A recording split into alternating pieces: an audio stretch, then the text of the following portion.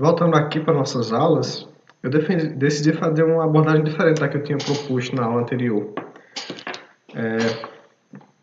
Eu tinha dito que eu estava pensando em realizar primeiro essa análise dos períodos, que a gente já vem realizando há algum tempo, já vem fazendo, e depois partir para uma análise mais profunda dos autores. Só que na preparação para a aula seguinte, para a aula sobre o romantismo e sobre esse período de transição que a gente tem ali, até a fundação do romantismo, no século XIX, eu acabei percebendo que existem alguns elementos importantes a serem abordados na importância que tem, na relevância que tem o trabalho individual de algum desses autores Árcades. Então, não é só pensar em uma questão histórica e numa questão de tradição estética, mas também saber que existem pessoas, existem autores e que a produção deles se distancia, se destaca dentro de uma tradição que repete formas e que pensa o mundo de uma forma específica. O que a gente vê nos autores Árcades, principalmente, mais do que aparece, por exemplo, se a gente pensar nos autores barrocos e das primeiras manifestações, é que a individualidade de alguns deles em relação a essas normas Árcades, que, de novo, a gente vê o termo convencionalismo aparecendo recorrentemente sendo associado a eles, essa ideia de que excessivamente o pensamento Árcade ele modula, ele cria regras sobre como é que a atuação artística pode agir. Então, para esse pensamento, eu de novo me apoiei no Cândido, no Formação da Literatura Brasileira, que eu acho que eu não explorei muito bem, mas vou deixar mais claro, porque é importante para perceber qual é o tom da minha discussão, qual é o caráter dela, então qual é o modo que eu estou levando essa discussão, especialmente a de hoje.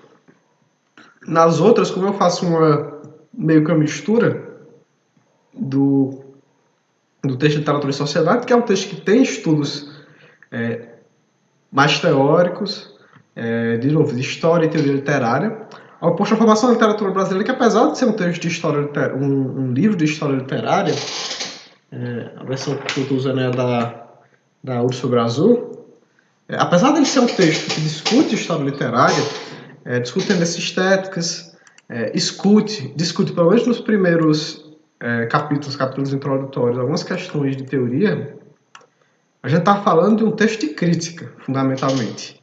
Então, o Cândido ele vai usar referências, e a maioria das quais eu estou cortando da nossa discussão, porque ela não é tão relevante, sobre a boa poesia, sobre quais são os bons autores, quais são os maus autores. Então, para ele, por exemplo, certos aspectos de individualidade aparecem como positivos para a prova desses autores. A repetição excessiva, essa repetição submissa, ela não é bem vista. Há um cuidado do Cândido de tentar diferenciar o que são as obras propriamente poéticas das obras que têm um teor mais informativo ou mais retórico e que não pensa na arte como a arte, não como uma tradição, não como uma reprodução, não como um certo nível, quanto à expressão, quanto a um pensamento sobre determinado assunto, e um pensamento que vê na arte um meio apropriado para se expressar, e não um pensamento que usa a arte porque ela é a forma convencional do seu meio, que é um exemplo que a gente vai ver a seguir nessa discussão sobre os autores do período. Então, para começar, lembrando da aula anterior, o único que eu tinha explorado com certa profundidade é o Tomás Antônio Gonzaga, e mesmo assim bem superficialmente. Então, eu decidi fazer o seguinte trajeto. Primeiro, a gente vai tratar do mais antigo, daquele que, para o Cândido, é, de certa forma, o catalisador, o que efetua propriamente a criação de uma tradição literária brasileira. Então, a criação da literatura brasileira naqueles aspectos que eu tinha falado, que tem um público, escritores público, e que tem uma mídia que divulga essas informações, que tem uma crítica que avalia aquilo, todos eles conscientes dos lugares que eles ocupam, das funções que eles detêm naqueles lugares. Então, o Cláudio Manuel da Costa vai ser, na interpretação do Cândido, a pessoa que realiza isso. E quais são os elementos que a gente consegue ver no Cláudio Manuel da Costa que caracterizam ele como essa pessoa que o Cândido vê? Aqui a gente não está pensando qual é o tipo de método que ele usa, embora o Cândido discuta isso, mas quais são os elementos que a gente consegue analisar na escrita dele que diferenciam ele, por exemplo, dos autores que a gente via mais recorrentemente no Barroco. Então, uma das primeiras coisas que separa o Cláudio Manuel da Costa é que ele efetua uma certa expressão nativista. E nessa expressão nativista, que de certa forma ela demonstra um certo grau de afetação na forma como ele expressa, na forma como ele modula a adjetiva, nas palavras que ele usa, que denotam uma consciência da nacionalidade que ele tem, sob dois pontos de vista. Um que eu estou falando dessa terra, então a gente pensa no poeta falando todos esses casos, na maioria desses casos, principalmente no Manuel da Costa, no Tomás Antônio Gonzaga e no Silva Varenga, que vocês querem estudar hoje. De certa forma, o Basílio da Gama não funciona da mesma forma. São pessoas que elas escrevem tentando expressar, de certa forma, a realidade em que elas vivem, usando, por exemplo, a gente vê no caso do Cláudio Manuel da Costa, ele que é mineiro e que tem uma certa formação identitária bem próxima das figuras de Minas Gerais, pensando aqui que a gente está falando do período do descobrimento do ouro, então de Vila Rica, da derrama, da influência de Portugal, da metrópole, nas questões políticas que envolviam isso. Então nós vamos ter posteriormente, já no final do período que a gente vai analisar nessa aula, a Inconfidência Mineira, a prisão de muitos desses escritores, inclusive o Silva Varenga é preso, e tem uma participação direta ou indireta de alguns desses autores, entre eles o Cláudio Manuel da Costa e o Tomás Antônio Gonzaga. Então, nessa consciência da nacionalidade, uma coisa que eu queria destacar, por isso que eu coloquei esses parênteses, é que no Cláudio Manuel da Costa a gente vê uma certa tendência a pensar já um problema que vai ser fundamental na identidade dos artistas latino-americanos ali no século XIX, no romantismo, que a gente já vê um distanciamento identitário do escritor brasileiro da imagem de Portugal. Então, quando se pensa na literatura antes dessa formação brasileira propriamente, mesmo aqui ainda é uma literatura que se mescla muito, como a gente vai ver, na medida que nós temos pessoas que têm uma formação, como é o caso do Cláudio Manuel da Costa, em Coimbra, em Portugal, ou que viveram um tempo em Portugal, que são nascidos no Brasil e vivem a maior parte da vida em Portugal, ou que nasceram em Portugal e depois vieram para o Brasil e assim por diante, em que não existe uma separação tão evidente assim entre o ser brasileiro e o ser português. Pelo menos não para a nossa imagem, a nossa memória cultural. A gente ainda vê nossas representações, lembrando que aqui a gente está falando do período que ainda não tem uma tradição literária estabelecida. Por exemplo, o Cláudio Manuel da Costa vai buscar as inspirações dele no quentismo, vai buscar as inspirações dele na literatura portuguesa do século XVI, que, parando para pensar, de certa forma, é totalmente desconexa com a realidade brasileira, se não fosse pela influência cultural que a gente tem de Portugal. Mas esses autores estão escrevendo num período que a gente praticamente não tem produção. A gente não tem produção artística no Brasil no período que esses autores quentistas como o Camões estão escrevendo. Então o que a gente vê no Cláudio Manuel da Costa é uma consciência de ser brasileiro, de estar escrevendo numa colônia e do olhar que pressupõe sobre ela. E isso é uma consciência que a gente pode até ligar, de certa forma, a Portugal, que é vista pela crítica e pela história literária como uma cultura inferior, entre aspas, às de outras nações europeias. O Cândido fala que um traço importante para saber que uma literatura adquire sua independência é que quando uma pessoa, um cidadão daquela nação, ela é capaz de ter uma formação cultural completa sem precisar recorrer a produções de outros países, de outras nações, de outras culturas. E não é bem o que acontece a pensar de novo no Cláudio Manuel da Costa, esses brasileiros que estão bebendo suas fontes em outros países, em culturas de outros países.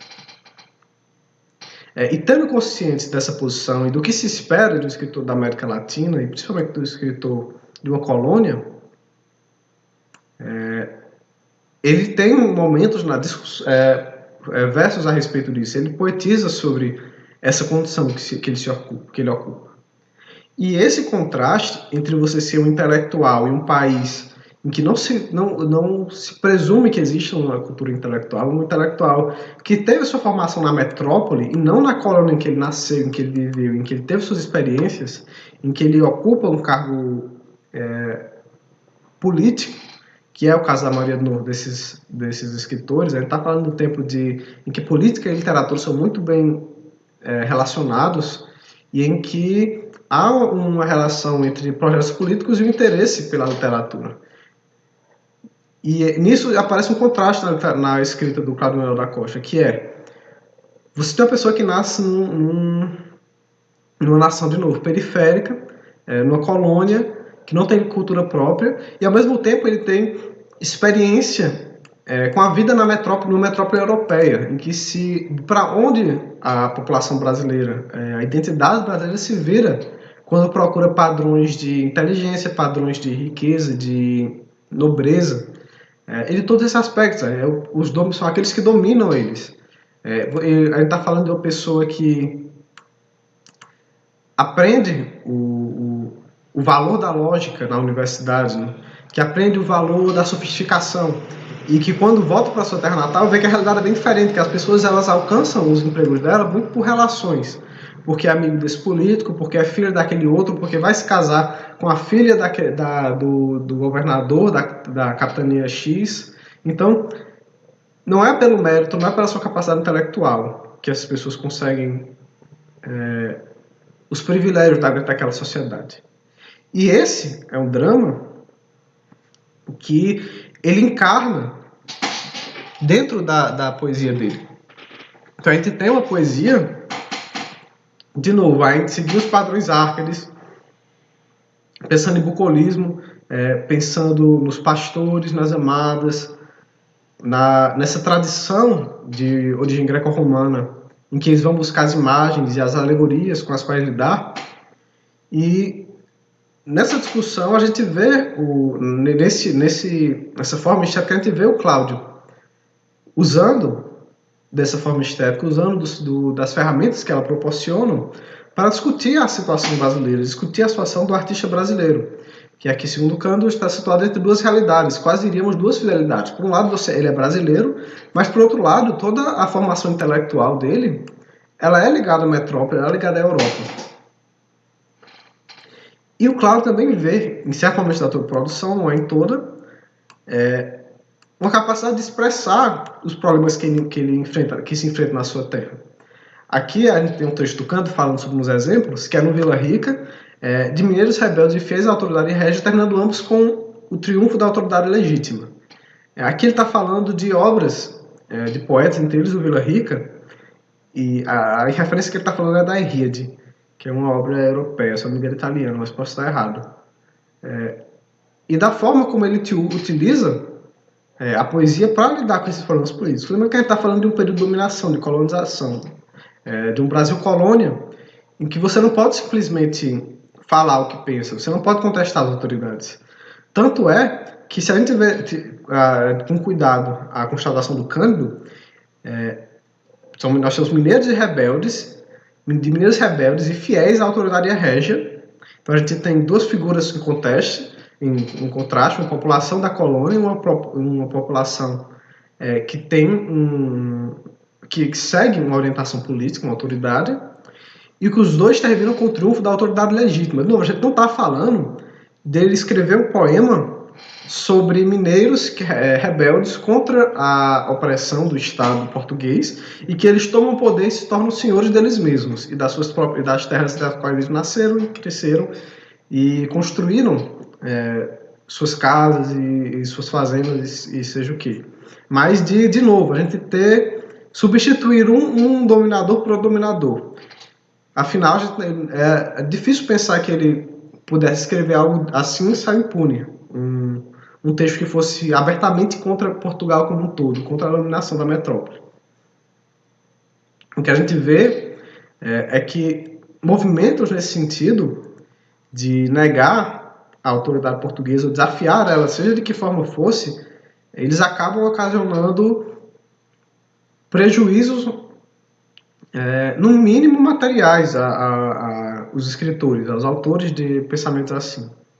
É o que a gente vai ver na Inconfidência Mineira, é o que a gente vai ver antes da Inconfidência Mineira, no caso mais específico sobre o Silva Varenga, e é o que aconteceu também no período militar, aqui no Brasil, nesse último período militar, ditadura de 64, e em diversos outros momentos. A literatura ela não é vista como algo inexpressivo, a arte ela não é vista como algo inexpressivo e sem efeito na nossa vida cotidiana. É só lembrar no trabalho que a censura realizava com músicas e com obras literárias. E por último, para falar do Cláudio Manuel da Costa, é que ele tem um traço bem interessante, que é, na formação dele, na Europa, em Portugal, em Coimbra, ele termina a formação dele antes da consolidação e do auge da Arcadia Lusitana, que vai ser a principal referência para muitos desses autores dos padrões, das normas, do que seria a boa poesia árcade. O Cláudio Manuel da Costa, de certa forma, ele se desenvolve ao mesmo tempo o pensamento de arcadismo dele que se desenvolve na metrópole, em Portugal. E no que isso ocorre é que ele tem uma bagagem barroca muito forte, mais especificamente do barroco cultista, daquele que a gente vê que busca aqueles refinamentos, aqueles usos bem expressivos da linguagem, aqueles usos sagazes, audazes da linguagem, para provocar efeitos poéticos. Em compensação,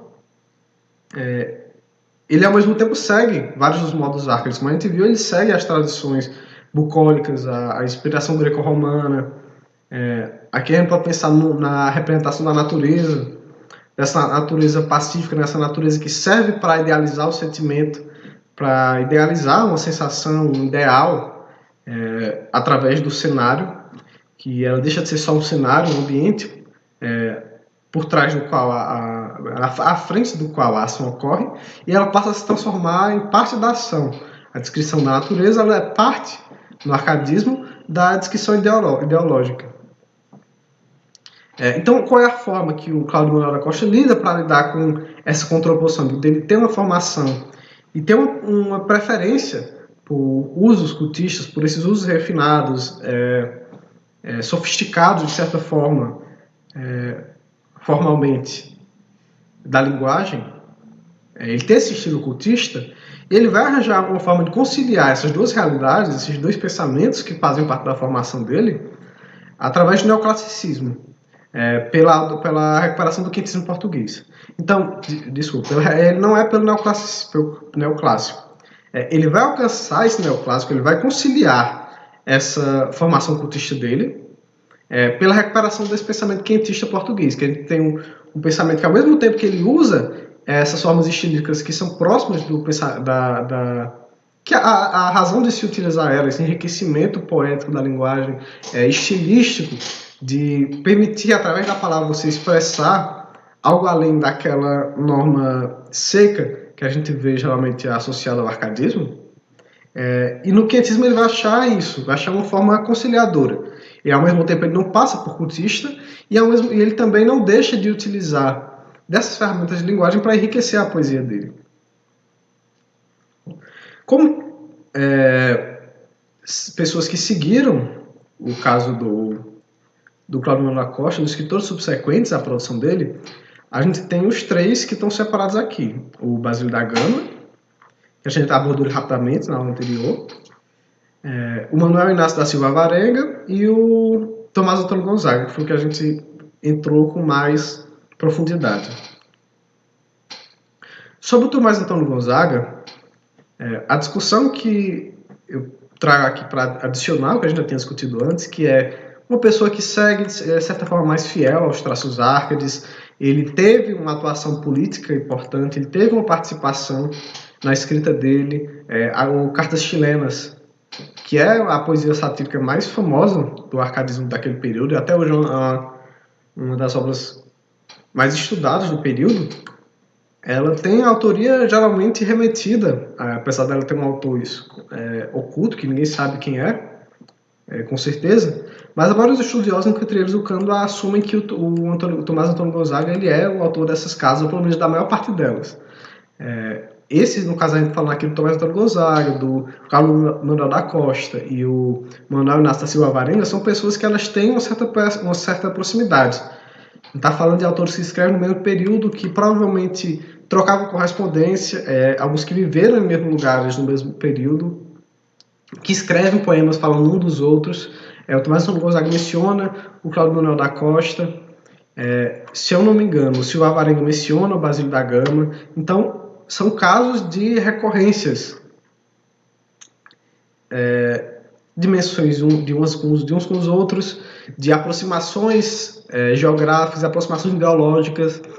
Inclusive, o Antônio Cândido ele sugere que o Cartilheiro pode ser uma colaboração do Tomás Antônio Gonzaga e do Cláudio Manuel da Costa. Que os dois teriam escrito juntos, embora o Tomás Antônio Gonzaga tenha escrito a maior parte. Então, sobre o Tomás Antônio Gonzaga, a discussão do Cândido ela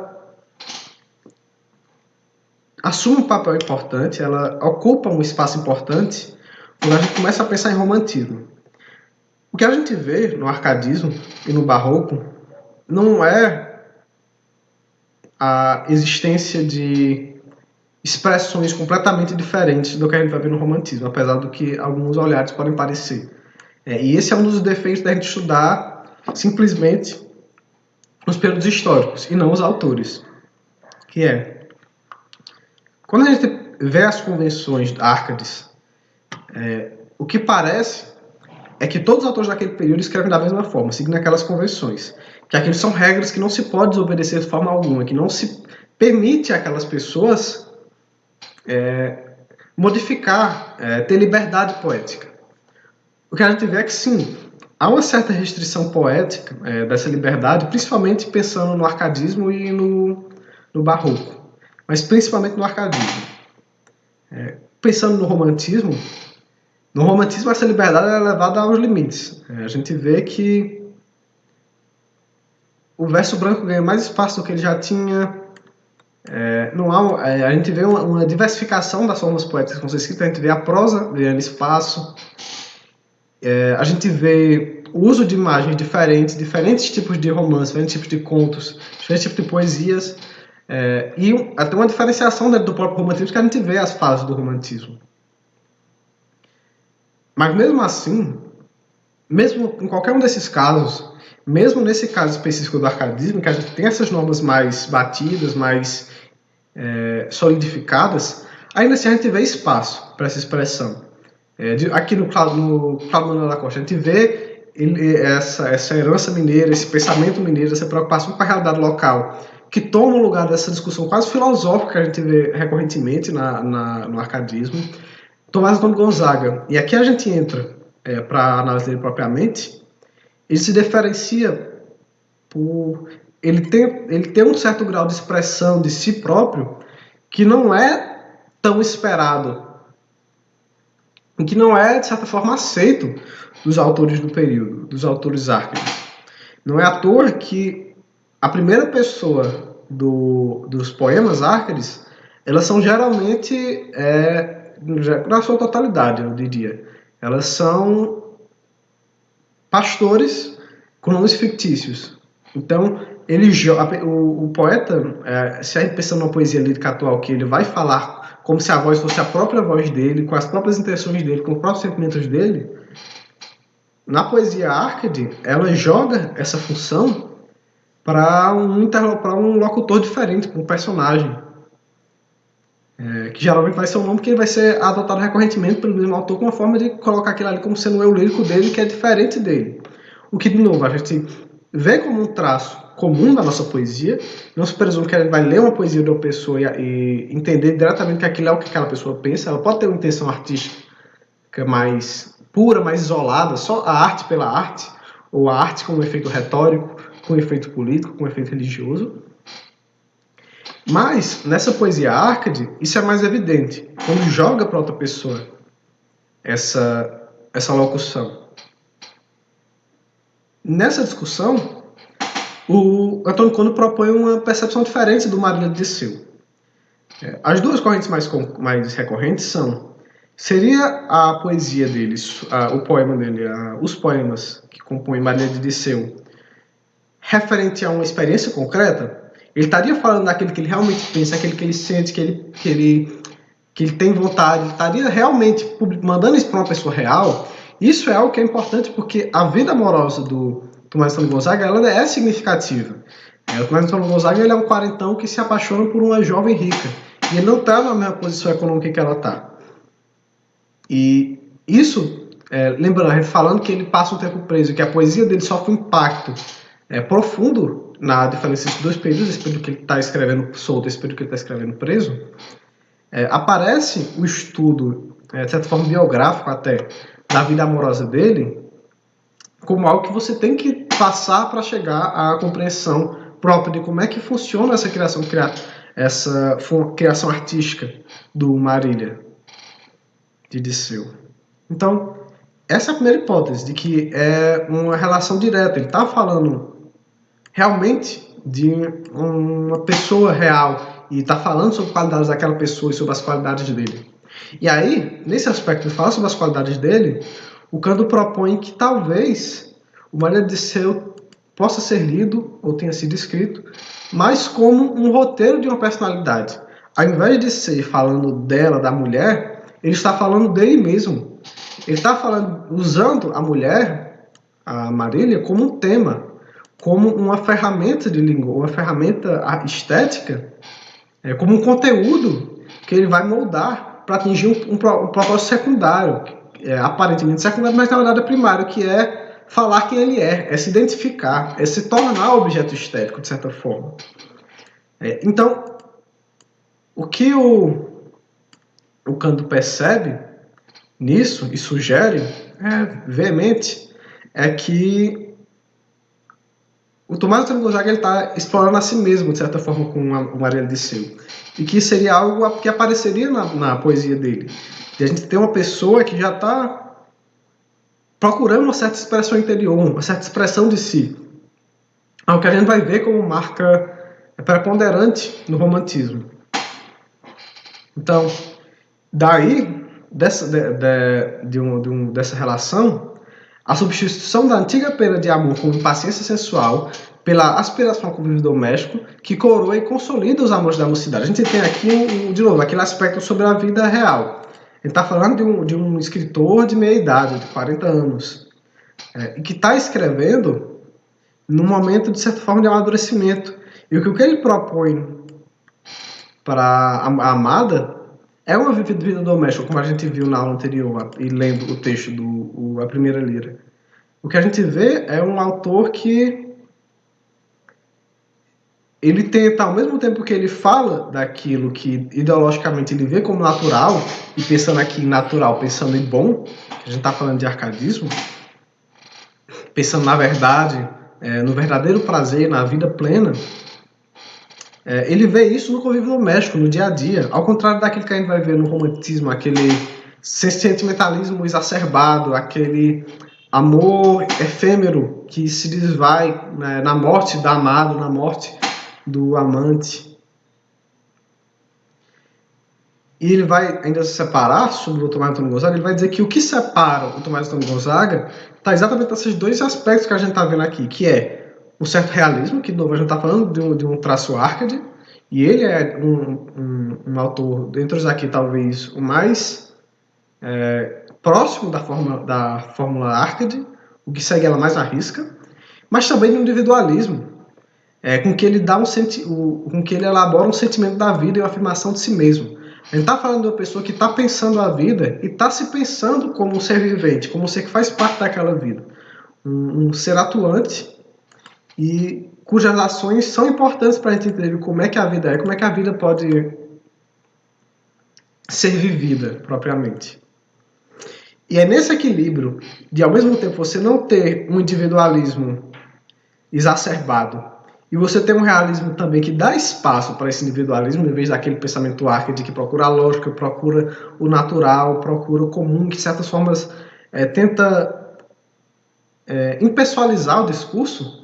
a gente vê um equilíbrio entre celebrar a mulher, celebrar a si mesmo, se entender através da arte, e um senso realista da vida. De novo, a gente vê que ele, nesse caráter biográfico, nessa celebração da mulher, em todos os momentos, a gente não tem um excesso. A gente tem adjetivações que elas não fogem ao padrão, ao comum. A gente não vê uma alegorização exacerbada, a gente não vê uso de figuras de linguagem exacerbada, a gente vê uma linguagem apurada, de certa forma, peneirada para alcançar esse senso de equilíbrio, de igualdade, de natural, de natureza, que é, de novo, uma das motivações do arcadismo.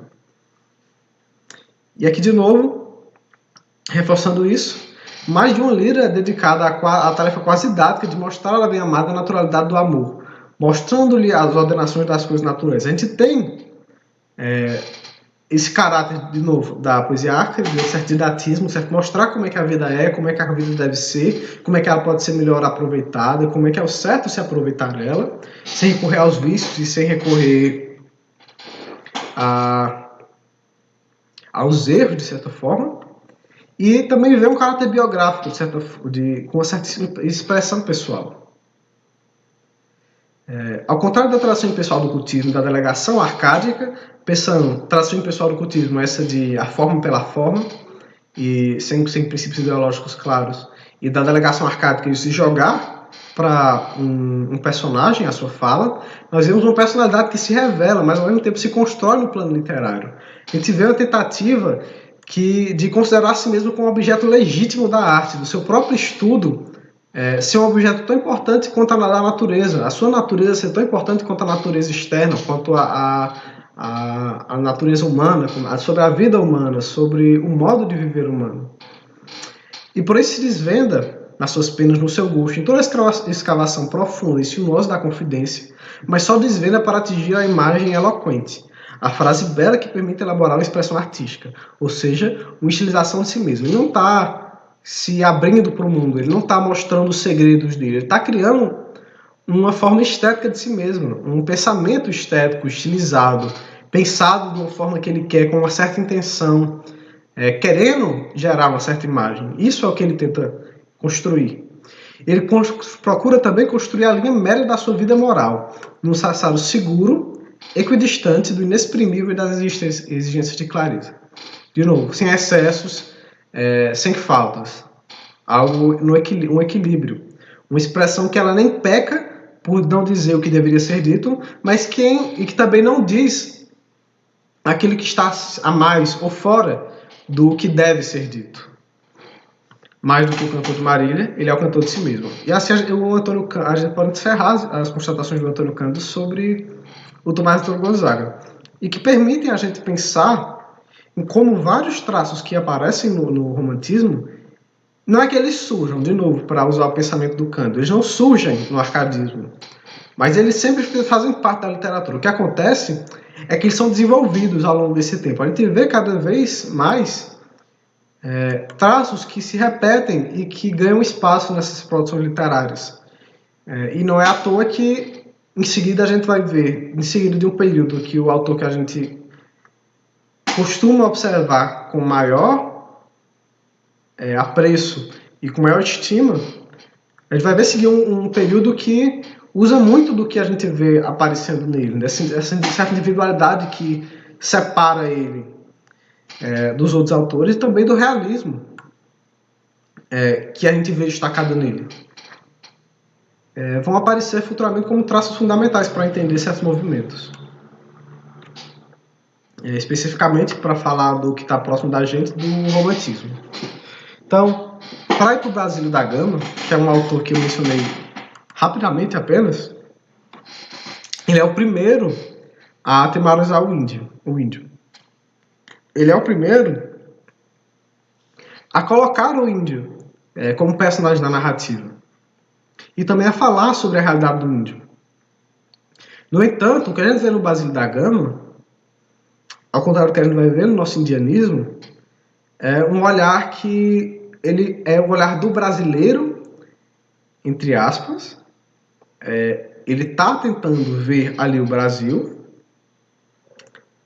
mas, de certa forma, ele também é um olhar que vê o brasileiro, que tenta expressar o brasileiro para a Europa. Isso aqui a gente vai ver nos Traços do Uruguai, que é a obra mais famosa dele, marcado por esse certo encantamento pitoresco que é um traço das nossas literaturas do americanismo. A gente vai ver isso em literaturas de novo de aventura, de exploração, como a gente tinha visto nas primeiras aulas. A gente vai ver esses elementos sendo retomados no indigenismo, no nosso realismo maravilhoso, ali da década de 60 e até de antes. Então, o que a gente vê é um olhar que vê o brasileiro como exótico, que vê o índio como exótico. Ele não tenta normalizar o índio, como a gente vai ver em algumas obras. Ele tenta mostrar o índio destacando essas diferenças que existem entre a sociedade do índio e a sociedade europeia, essa sociedade moderna, religiosa. Então, o assunto do Uruguai ele é de uma expedição realizada entre os portugueses e espanhóis contra os jesuítas. Aqui a gente está falando ainda do período pombalino, em que a gente tem as reformas pombalinas, que a gente vai ter essa caça aos jesuítas e que vão ficar marcados por uma literatura que antagoniza o jesuíta. E esse é uma das soluções que o Vasco da Gama usa para sua narrativa. Apesar de que muita gente diz, chamou o Uruguai de um épico, que é o caso também, por exemplo, do nosso livro didático, que eu estou usando, o Antônio Cando, analisando a estética do épico, as normas do gênero épico, ele nota que há elementos ausentes no Uruguai, e que o Uruguai acaba se tornando mais um texto lírico, uma poesia lírica, embora travestida de épico. E o que vai destacar esse texto é um conflito entre o racional e o primitivismo. Então, de novo, a gente tem uma literatura arcade, uma literatura que pensa na razão, e como oposto a isso ele vê o primitivismo. Só que o que aqui é peculiar na leitura do Uruguai é que há uma certa simpatia pelos povos naturais. Há uma certa percepção de aproximação entre o homem primitivo, entre aspas, falando aqui do indígena, e do homem natural. Uma certa aproximação deles dois. Que vê com certa simpatia o que o homem natural pensa. E que também não antagoniza ele. De novo, a solução que ele traz para um texto épico, que geralmente a gente tem um caráter bélico no épico, lembrando aqui os Lusíadas, das viagens, das conquistas de Portugal, pensar na Ilíada, na Guerra de Troia, nas aventuras de Ulisses, dos inimigos que ele enfrenta, dos inimigos que ele derrota, na volta dele para casa, do enfrentamento que ele faz aos pretendentes da sua esposa, que acho que presumiam que ele tinha morrido na guerra. Então a gente tem esse elemento bélico muito forte. E aí o Basílio da Gama ele faz isso jogando um antagonismo para o jesuíta, ao invés do indígena, como a gente vai ver em outras obras. E um traço importante para lembrar do Uruguai também, lembrando de novo que ele está falando de uma literatura arcade, é que há na própria ideologia arcade um apreço pela pacificidade, pela vida cotidiana, pela vida simples, pela vida rural, e um desprezo pela guerra, pela ganância, pelo dinheiro, e que ele vai usar como dentro da obra. Ele vai mostrar certa tristeza no combate, na guerra. Os heróis dos dois lados, tanto o herói indígena quanto o herói ibérico, ambos eles têm uma falta de vontade, um desprezo por aquelas situações, eles se sentem forçados a participar daquela guerra. Então, o indianismo aí, lembrando que aqui esse termo indianismo não sei se seria apropriado, porque a gente não está falando do indianismo, do romantismo propriamente, ele surgiu assim como renovação da antítese arcádica e amenização política, e tal foi a sua simpatia pelo pobre silvícola, amalgamado entre ambições e interesses opostos, que atenuou para ele o modo heróico. Então a gente vai ter um certo heroísmo sendo atribuído ao indígena, ao contrário do que acontece com os jesuítas e ao contrário do que a gente vê nos vilões, por assim dizer, nos antagonistas dessas narrativas. Contém, todavia, distinguir nele o nativismo do interesse exterior pelo exótico, parecendo haver predomínio deste, pois o indianismo não foi para ele uma vivência como para os românticos. Foi antes um tema marcado do transposto em roupagem mais pitoresca. Aqui a gente faz um contraponto entre o Basílio da Gama e o Cláudio Manuel da Costa.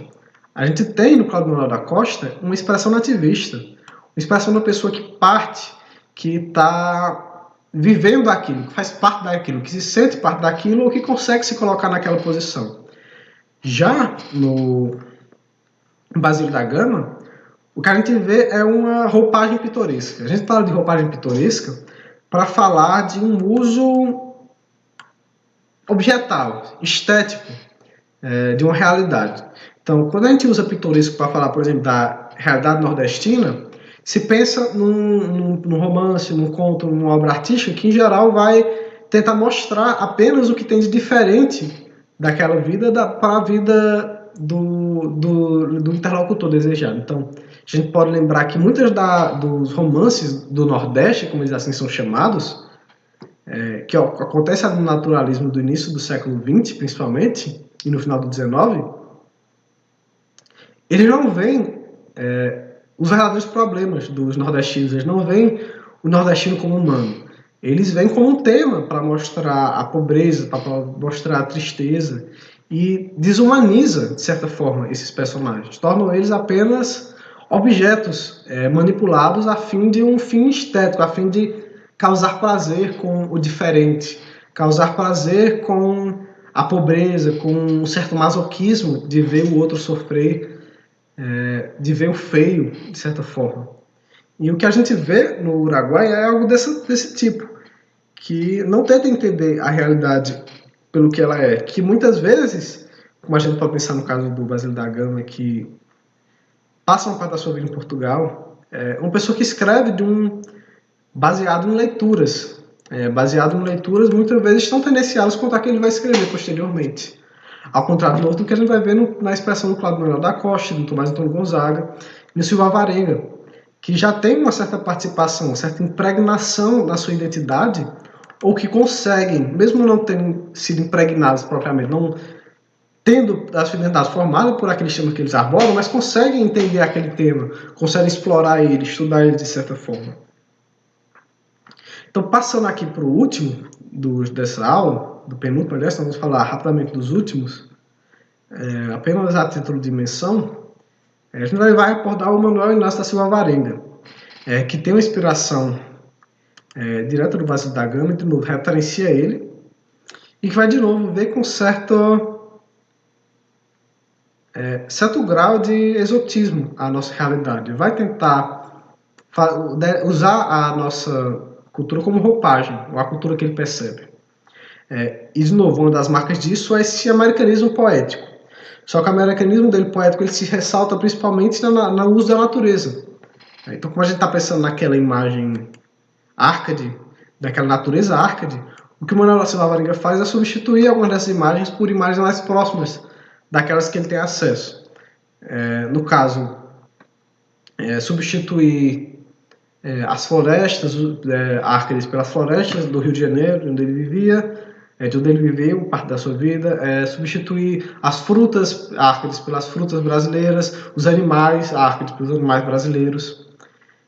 E o que a gente vê é que ele tem uma fase didática, logo no início da sua produção, que tem uma tendência educativa e filosófica. Aqui a gente está falando dessa tendência geral, que a gente vai ver também no Tomás Antônio Gonzaga, na tentativa de mostrar como é que a vida deve ser, como é que é a vida arca, como é que é a vida ideal, a vida natural, essa vida da razão, essa vida que é argumentada, que é defendida pelos autores Árcades, pelos teóricos que inspiram os Árcades, que vai se ressaltar de novo, numa tendência educativa e filosófica, de mostrar como é que a vida deve ser, de chamar as pessoas para seguirem aqueles ideais.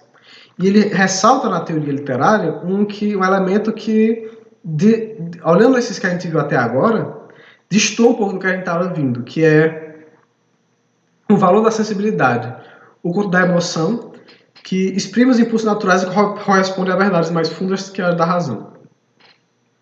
Então, sobre esse trecho, é importante a gente diferenciar ele de uma noção que pode ser aproximada do romantismo. Ele não está dando a entender que a sensibilidade ultrapassa a razão como um todo. O que ele está discutindo a respeito disso é que ele vê na sensibilidade e na emoção um caminho para alcançar os impulsos naturais, de novo, do homem natural, do homem ideal, daquele como se deve ser, daquele equilíbrio. Tão verdadeiro quanto a verdade buscada pela lógica e pela razão. Então, ao lado do culto pela sinceridade, manifesta repulsa pela imagem rebuscada, defendendo a simplicidade que, onde seja feita, sempre é possível fielmente. Aqui cabe um paralelo com o Tomás de Gonzaga, porque a gente vê de novo uma sensibilidade, um certo uso da emoção, e aqui que são dois elementos que a gente não vê associados ao coletivo, o homem natural, o homem racional, mas ao homem como indivíduo. Só que enquanto o Tomás Antônio Gonzaga, aqui, ou seja, é o alto espírito neoclássico no Brasil, que realizou a mais perfeita tarefa de compenetração da matéria poética com o sentimento natural da vida, isso é, essa conciliação, esse equilíbrio que a gente tinha falado do Tomás Antônio Gonzaga, o seu Alvarenga é mais sentimental. Ele deixa isso com facilidade que revela obediência passiva ao espontâneo, revelando ao mesmo tempo capacidade menor para ordenar formalmente a emoção. E esse aqui é um aspecto que, de novo, parece romântico e que tem elemento do que vai ser o romantismo, que essa paixão é momentânea, essa obediência aos sentimentos. Só que a motivação ideológica é diferente e ela se evidencia na diferença com o romantismo porque ele evita o rebuscamento, ele evita esses usos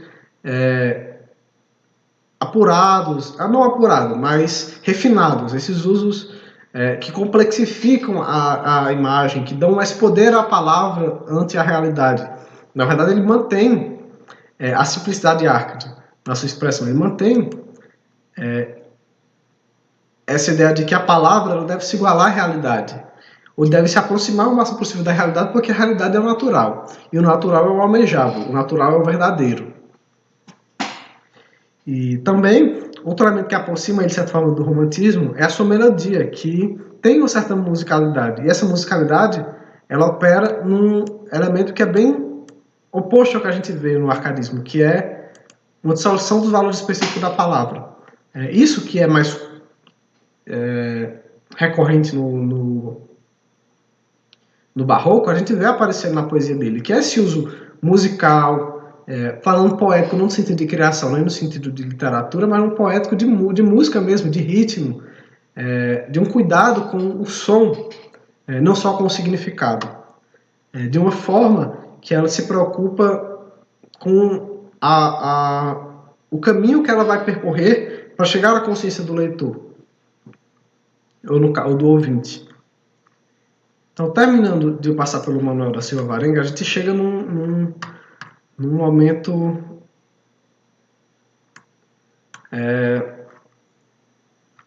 de quebra da tradição. Depois dessa geração, a gente vê várias mudanças histórico-culturais e histórico-sociais e uma diferença na produção artística do período, que a gente tem a criação de uma rotina literária e que ela pode ser definida bem com dois conceitos, de aceitação e consolidação. Como aceitação, a gente entende que um certo tipo de produção artística, ela cai no gosto popular. Ela se torna um gosto médio. Aqui a gente já tem nesses autores a formação de uma tradição literária. Já tem um público sendo formado.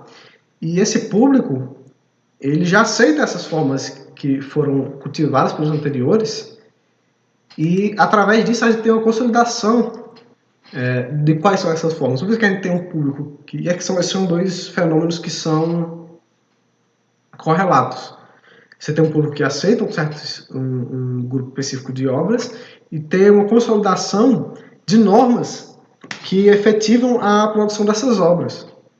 Então a gente vê obras que elas se fundam com mais proximidade dos princípios árcades e que não desviam desses princípios e que acabam se repetindo e muitas vezes perdendo uma participação mais ativa dos autores. Outro elemento desse período é que a gente tem uma intensificação da poesia religiosa.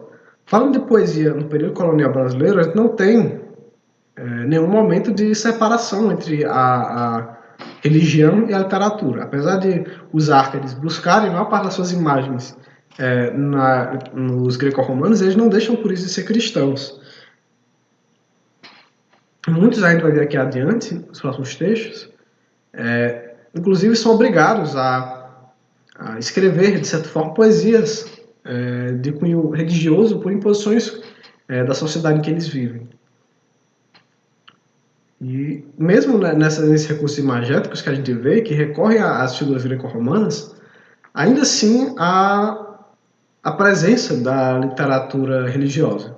O que a gente vê de diferença principal entre o barroco e o arcadismo é que a influência, essa influência clássica, essa influência dos deuses gregos, dos mitos gregos, dos épicos gregos e dos romanos, eles acabam ampliando as escolhas que eles têm e, de certa forma, ocupam um espaço privilegiado, já que a tradição europeia está adotando isso. Mas aqui no Brasil a gente não vê um apagamento da poesia religiosa. Mesmo esses autores que a gente vê aqui, como os grandes árcades, eles ainda escrevem poesia religiosa.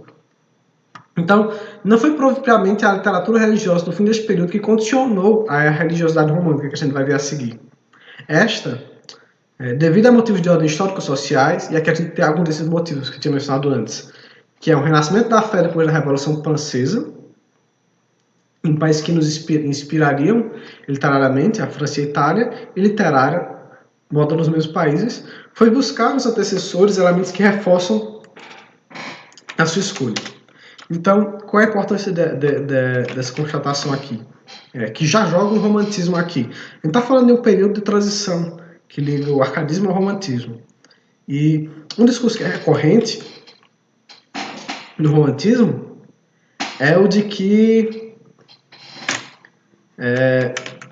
as inspirações para a literatura religiosa deles vêm desses escritores antecessores, dos escritores desse período, próximo ao apogeu assim, do arcadismo brasileiro.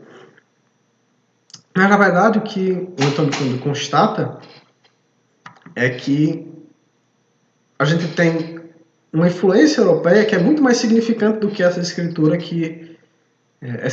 brasileira, que apenas lateralmente atinge alguns desses aspectos, como, de novo, a religiosidade, o sentimentalismo e outros. E por que é que isso ocorre? Isso ocorre porque a gente está falando de um período de crescente nacionalismo, o do romantismo, e a solução que muitos dos nossos escritores encontram para esse sentimento nacionalista, esse sentimento de repulsa a Portugal, entre aspas, porque a gente ainda continua muito próximo, é uma fuga dos modelos portugueses. E os modelos que vão servir como base são principalmente os franceses, mas também os italianos. E a gente vai ver na França e na Itália um renascimento, uma recorrência dessa fé, que por causa da Revolução Francesa e desses movimentos republicanos que a gente tem na Europa, que vai ver sumindo da literatura.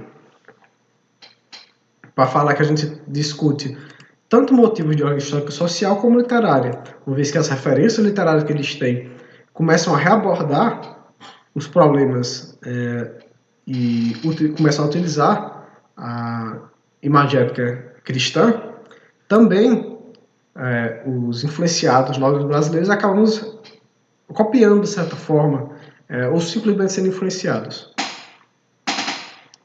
E a gente também tem uma queda de Pombal e o fortalecimento da religião em Portugal, ainda pensando em Brasil colônia.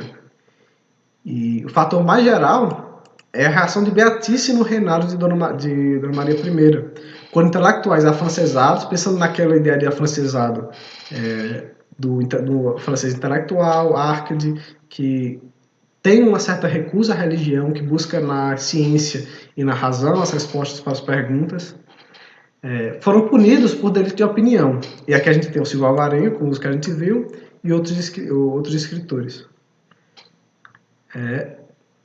Delito de opinião, culminando no escândalo da Confidência. Aqui a gente tem os escritores que são ligados à Confidência Mineira. A Beatriz agiu sobre a inteligência, quebrando-a e desviando-a. E como não havia realmente ateísmo de novo entre os intelectuais, levou-os pela pressão que fechava saídas. Levou-os pela pressão que fechava saídas ao incremento sincero da fé religiosa, que serviu de amparo às suas dúvidas e à vacinação angustiosa entre as suas ideias e a sociedade retrógrada. Então eles vão achar a solução para esses problemas sociais, problemas identitários, desde na religião. E não é à toa que a gente tem uma literatura, mesmo após o arcadismo, que é muito influenciada pelo pensamento religioso, como a gente vai ver no Alencar, que é a leitura sugerida da aula passada e vai continuar sendo a leitura sugerida dessa aula para a próxima. O que a gente vê também, nesse período, é que alguns traços que aparecem atenuados nos escritores que são os pilares do arcadismo brasileiro, eles vão nesses outros, nesses escritores menores, cujos nomes a gente conhece poucos, eles vão adquirir realce, em oposição àquele cuidado naturalista, de certa forma, esse cuidado mais de submeter eles à razão, esse uso convencional que aparecia no arcadismo, vai sendo diminuído. A gente vê uma diminuição da atenuação do sentimento amoroso, de novo, falando de uma sensualidade maior, que chega às vezes ao erótico mesmo, a um erótico bem claro e bem declarado, em oposição àquele equilíbrio e àquele cuidado que a gente vê no Silvio Alvarenga e no Tomás Gonzaga. A gente vê também uma individualização da sensibilidade, que para de ser essa sensibilidade natural, ideal, lógica, para ser uma individualização mais... uma sensibilidade individual, uma sensibilidade voltada para o emotivo, para o pessoal, para a relação do pessoal com a sociedade, com a vida, e com problemas específicos. A natureza, a gente vai ver ela ainda aparecendo com esses aspectos de americanismo, esses aspectos relevantes para a compreensão da narrativa. Mas elas deixam de ser um ideal abstrato. Elas deixam de ter um significado próprio, como a gente vai ver no arcadismo. Aquele significado de oposição que a gente vê da representação urbana, da representação rural, da representação das ovelhas, dos animais, para a representação da vida na cidade, dos vícios e das falhas do homem citatino, e de como é que é o mundo natural, como é que deve funcionar o mundo natural. E essa questão esses ideais, eles não somem, só que eles passam para uma interiorização sentimental. Eles passam a partir do homem para consigo mesmo e para com a sociedade, em oposição àquilo que a gente via do homem com a natureza, da natureza com o homem, da relação que ele mantém, do equilíbrio, da amada nessa vida cotidiana.